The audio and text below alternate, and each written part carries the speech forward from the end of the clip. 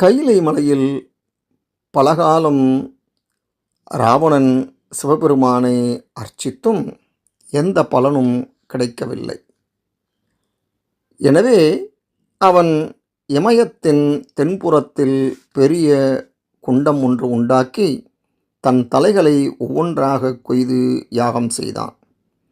10வது தலையை வெட்ட முயலும்போது சிவபெருமான் ராவணன் முன் தோன்றி குறையாத வலிமையையும் அறுபட்ட சிரங்களையும் மீண்டும் வளரும்படியும் அருளினார். கைலை மலையை அப்படியே இடம்பெயர்த்து இலங்கையில் வைத்துவிட்டால் தினமும் செவ்வழிபாடு செய்ய வசதியாக இருக்கும் என்று எண்ணிய ராவணன் திருக்கைலாயம் வந்தான். அந்த நேரம் பார்வதி பரமேஸ்வரன் கணங்களோடு குழுவிட்டிருந்தனர். ஈசனை தரிசிக்க தேவர்களும் அங்கு குழுமியிருந்தனர். மலையடிவாரம் அடைந்த ராவணன் தன் பலம் முழுவதையும் கொண்டு 20 கரங்களால் மலையை ஒருமுறை அசைத்து அதை பெயர்த்து தன் தோளில் தூக்க முயன்றான். இதனால் கைலியங்கிரி பெரும் ஆட்டம் கண்டது.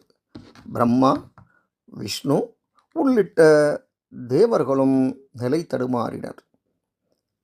சிவகணங்கள் விழுந்து புரண்டனர்.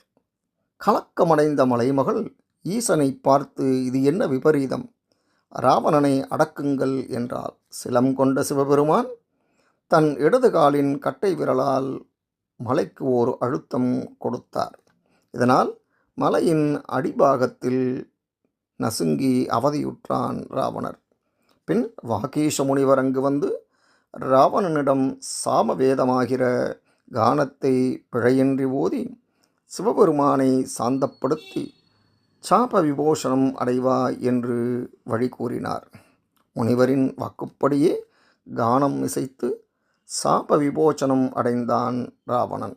இத்தகைய புராண கதைகளை கொண்டதுதான் இந்த தலம்.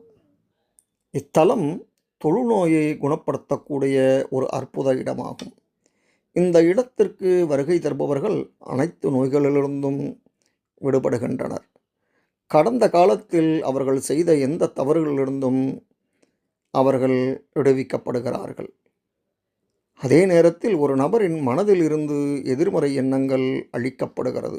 ஏனெனில் உலகெங்கிலும் உள்ள மொத்தம் 4 ஆதிசக்தி பீடங்களில் இது பிரதானமாக கருதப்படுகின்றது.